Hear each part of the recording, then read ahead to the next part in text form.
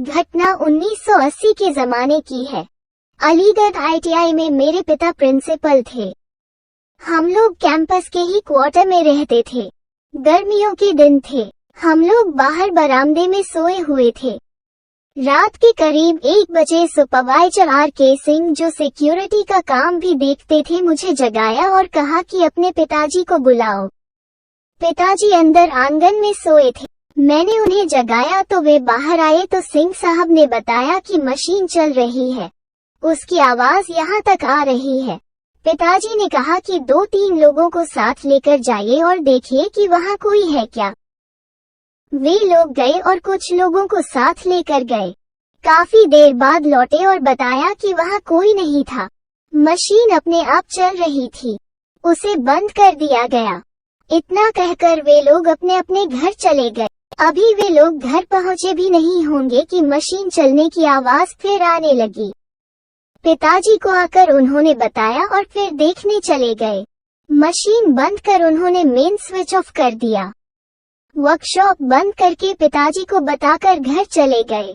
सुबह के 3 बज चुके थे। उस दिन मशीन फिर नहीं चली। मुझे लगा कि यह एक संयोग हो सकता है। दूसरी रात फिर मशीन चलने लगी। 4 स्टाफ को लेकर सुपरवाइजर साहब पिताजी के पास आए। उन्होंने कहा कि चौकीदार ने बताया कि 1 घंटे से मशीन चल रही है। पिताजी ने जाकर देखने को कहा और मेन स्विच बंद कर देने को कहा। वे लोग वर्कशॉप गए और मेन स्विच बंद कर दिया। कोई आदमी वहां नजर नहीं आया। पिताजी को जानकारी देकर वे सोने चले गए। उस वक्त रात के 2 बज चुके थे।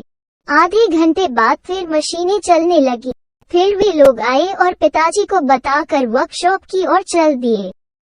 मशीन बंद कर उन्होंने मेन स्विच का ग्रिप भी निकाल दिया। कोई दिखाई नहीं पड़ा। वे सूचना देकर फिर अपने अपने घर चले गए। उस रात फिर मशीनें नहीं चली। दूसरे दिन सुबह सिंह साहब फोरमैन के साथ आए। उन्होंने कहा कि सर, कल सोमवार को प्रैक्टिकल का एग्जाम है। हो सकता है किसी छात्र का प्रैक्टिकल पूरा नहीं हुआ हो और वो रात में प्रैक्टिस करता हो। सुपरवाइजर साहब ने कहा कि यदि ऐसा है तो वो दिखाई क्यों नहीं, हमारे पहुंचते ही गायब कहाँ हो जाता है। चलिए दिन में देखा जाए। वर्कशॉप खोलकर देखा गया लेकिन कोई नजर नहीं आया। वर्कशॉप बंद कर वे चले गए। इतवार की रात फिर मशीनें चलने लगी। सारे लोग परेशान हो गए कि यह कैसे हो रहा है। सोमवार को परीक्षा शुरू होने के वक्त जब एग्जामिनर आए और जॉब देकर 8 घंटे में उसे पूरा करने को कहा, फिर अपनी जगह आकर बैठ गए। तभी उनकी नजर टेबल पर पड़ी। उन्होंने देखा कि वो जॉब बनाकर पहले से रखा हुआ है। उस पर रोल नंबर भी पंच किया हुआ था। इंस्ट्रक्टर को बुलाकर पूछा तो पता चला कि वो रोल नंबर जिस लड़के का है उसकी मौत 3 माह पहले मोटरसाइकिल एक्सीडेंट में हो चुकी है। ये बात पिताजी के पास पहुंची तो उन्होंने कहा कि उस पर नंबर दे दीजिए। लगता है कि उसकी आत्मा भटक रही है। नंबर देकर उसे पास कर देने से उसकी आत्मा को शांति मिलेगी। एग्जामिनर ने नंबर दे दिया और सचमुच उस दिन के बाद कभी भी रात के वक्त अपने आप मशीनें नहीं चली। हम 3 वर्ष तक वहां रहे लेकिन ऐसी कोई घटना नहीं हुई।